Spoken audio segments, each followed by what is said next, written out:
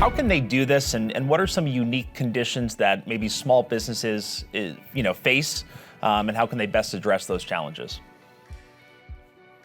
Yeah, I think there's 2 points that I want to make there. The first is that SMEs are great, both in the sense that they're small manufacturing enterprises.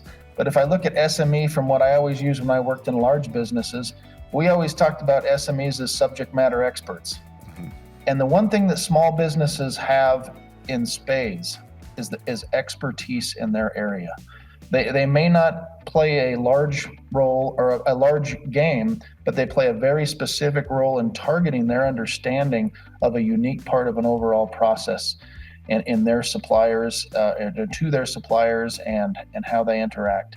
That notion of bringing that subject matter expertise with them inside of their organization is the critical role that they're bringing. You talked about domain and the equipment side and the IT side, or if we look at this merger of IT and OT, SMEs really function on bringing a strong side of that OT knowledge. And the IT piece that really helps them is to help them get away from the fact that, unlike large organizations that have huge IT infrastructures, they have dedicated IT teams and programmers.